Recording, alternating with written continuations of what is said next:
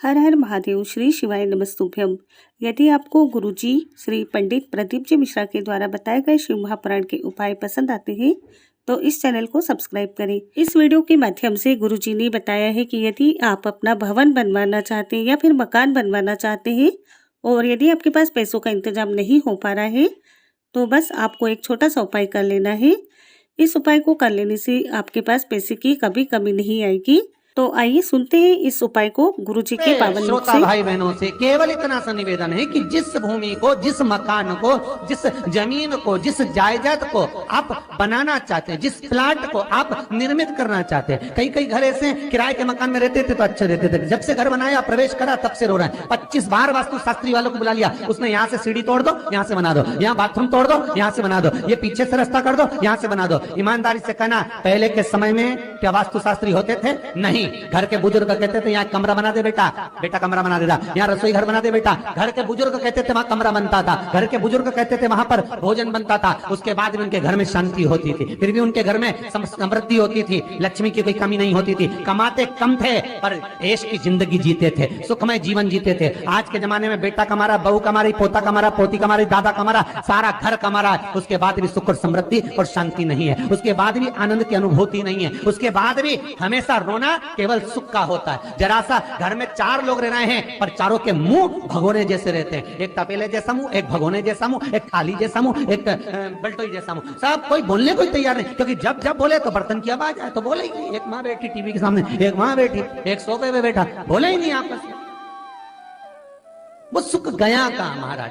कई लोगों के मैसेज आते हैं, गुरुजी हम बड़े दुखी हैं। कारण क्या है? बस कारण इतना सा है कि आपने जब मकान का निर्माण कराया, वास्तु शास्त्री को बुलाया, इंजीनियर को बुलाया, सब ठेकेदार को बुलाया, सबको बुलाकर मकान, प्लाट, जमीन, जायदाद सब दिखवाया, पर आपने उस भूमि पर पद्म पुराण कहती है, धेनु मानस कहती है, स्कंद पुराण कहती है कि उस प्लाट पर आपने 3 दिन तक एक गौ माता को नहीं बांधा। 3 दिन तक एक गाय को उस प्लाट पर बांध कर चारा खिलाते। ना वास्तु शास्त्री को बुलाने की जरूरत पड़ती, ना कभी समृद्धि की, ना सुख की जरूरत पड़ती, क्योंकि गाय उस जगह से सारी इंद्रियों को आनंदित देकर सुख प्रदान कर देती है। उस जगह के सारी रोग, बीमारी, कष्ट, तकलीफ, दुख को गौ माता खींच।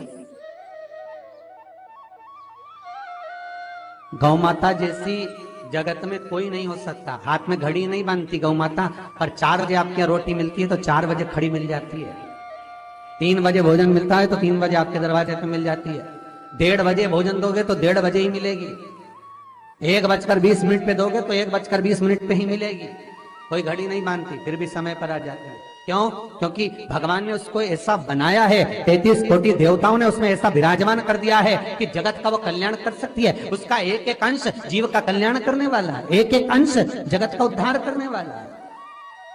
पर हम ये आज के युग में हम उसको भूल गए। आज के युग में हम ये सोचते हैं कि वास्तु शास्त्री को बुला लें, वो ये बता दे, हमने ये फ्लैट बनाया, हमने ये मकान बनाया, इसकी छत कैसी, इसका कमरा कैसा, वो बता देगा, सब कुछ बता देगा। उसके बाद भी लोगों को क्या सुख नहीं है, उसके बाद भी शांति नहीं। फिर चलो तो चलो किसी बाबा जोगी क्या पहुंच गए जो ऐसा घूम घूम के बताता, और उसके यहाँ जाकर पूछ लिया, बताओ बाबा जी हमारे घर में शांति नहीं। तो बाबा जी एक ही बात बोले, तेरे ही घर का है जिसने कुछ कर दिया। अब इसको याद आया 15 दिन पहले मेरी जेठानी से लड़ाई हुई थी, उसी ने कुछ करा होगा। अब बताओ बाबा जी ने आपस में ऐसा बीज बो दिया कि घर और जुड़ा हुआ था तो टूट गया। कोई बाबा, जोगी, सन्यासी, तपस्वी, साधक, उपासक कभी नहीं कहता कि घर का है। हमेशा याद रखो, संसार में किसी की सामर्थ्यता नहीं है कि कोई आपका बुरा कर दे, किसी की सामर्थ्यता नहीं। संसार में किसी की सामर्थ्यता नहीं कि आपका बुरा कर दे, बस आपका बुरा आपका किया हुआ कर्म करता, कोई दूसरा नहीं कर सकता। एक नींबू गिर गया दरवाजे पे तो 14 दिन तक नींद नहीं आई। सीसीटीवी कैमरे में देखो कौन पटक के गया, मेरे को तो 3 दिन से शंका हो रही पड़ोसन। अब बताओ, जब कैमरे में देख लिया तब मालूम पड़ा बेचारा साइकिल वाला सब्जी लेके जा रहा था उसके घर पे और नींबू पॉलीथीन से टपक गया। तब सुकून मिला कि ये नींबू, तब सोई आराम से कि पड़ोसन ने कुछ नहीं किया। ना जाने किसने क्या विद्या कर दी, ना जाने कौन ने कौन सा टोना मार दिया। केवल एक दीवार ऐसी होती है जहां पर हनुमान जी का चित्र लगाया जाता है।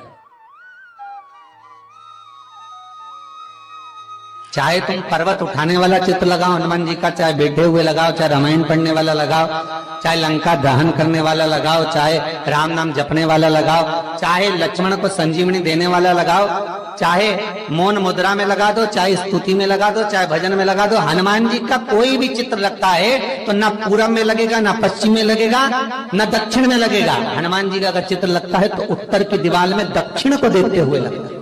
केवल एक ही स्थान है।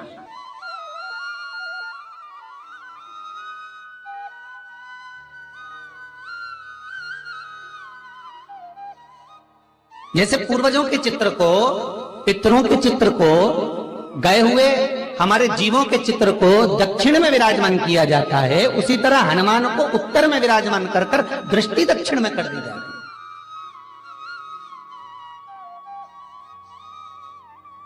घर में हनुमान जी के जितने फोटो होते हैं उसको केवल दक्षिण दिशा में लगा और उत्तर दिशा में लगा बिठा देते हैं, और दक्षिण की ओर उनकी दृष्टि होना चाहिए, दक्षिण की ओर उनका मुख होना चाहिए। क्यों?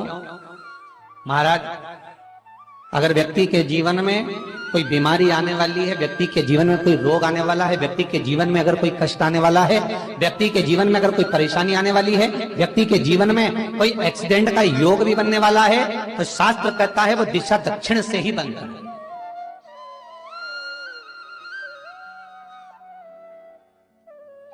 ये दक्षिण जो दिशा है ये यम की दिशा है। यहां संपूर्ण परिवार के साथ यमराज अपने आनंद में निवास करता है। और जब हमारे घर में, हम ये नहीं करें कि आप हनुमान जी का फोटो लगाओ, हम ये भी नहीं करें, आपके घर में हो और आपने अगर विराजमान कर रखा है किसी दिशा में, तो हमारा तो निवेदन रहेगा, अभी तक आपने अगर जैसा रखा पर एक बार दिशा बदल कर देखना कि रोग, बीमारी, कष्ट, दुख, तकलीफ में आपको लाभ मिला कि ना मिला। हनुमान जी ने केवल दक्षिण दिशा की ओर अगर मुख कर हमने विराजमान कर दिया, फोटो ही विराज दिया। हम ये नहीं कहेंगे आपसे कि आप बाजार से फोटो खरीद के लाओ फिर लगाओ, नहीं, आपके घर में हो तो आप लगा दीजिए, आपके घर में हो तो विराजमान करें।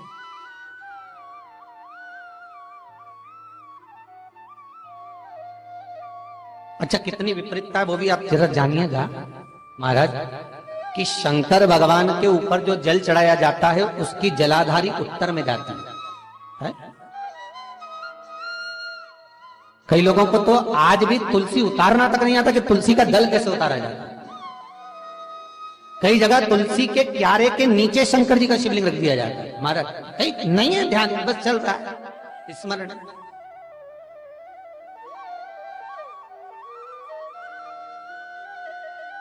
भगवान शिव का जो जल जा रहा है वो उत्तर की ओर जा रहा है, और हनुमान जी को उत्तर में विराजमान कर मुख दक्षिण की ओर कर दिया गया।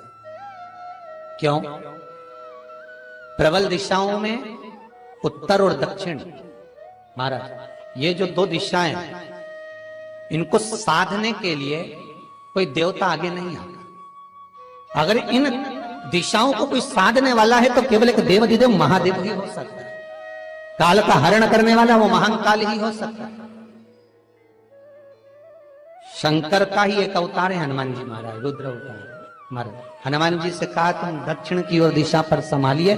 शिव जी कहते हैं मेरा जल जब उत्तर की ओर जाएगा तो इस दिशा को मैं संभालू, चिंता ना करिए। किसी लड़का और लड़की का विवाह नहीं हो रहा, 30 साल हो गए, 32 साल हो गए, 34 साल हो गए, लड़का लड़की का विवाह ही नहीं हो रहा। बहुत टेंशन है माता पिता। कोई मंगली है, कोई मांगलिक है, थोड़ा ढीले कम करो, प्लेन रखो। कोई मांगलिक है, कोई मंगल है, संबंध हो ही नहीं रहा। बहुत प्रयास कर रहे, बहुत। 4 दिशा का स्मरण करिए, पूर्व, पश्चिम, उत्तर, दक्षिण। हथेली पर आटे का दीप लगाइए, घी भर लीजिए और 4 बत्ती उसमें अलग अलग रख लीजिए। थोड़ा सा पीला चावल हल्दी में कर उसमें डाल लीजिए। जो लड़का और लड़की का विवाह करना उसी के हाथ में देना है। और देव उठनी एकादशी के दिन, जिस दिन देवता उठेंगे, जिस जगह पर तुलसी सालिग्राम का आप पूजन करते हो, गन्ने के नीचे, ईख के नीचे तुलसी का क्यारा रखकर पूजन करते हो, वहां पर भगवान शिव और भगवान नारायण का नाम लेकर उस दिए को रगवा दीजिए और वहीं पर हल्दी का तिलक उस लड़का या लड़की का कर दीजिए और उसके हाथ में थोड़ी सी हल्दी लगा दीजिए। महाराज 2.5 महीने 3 महीने तो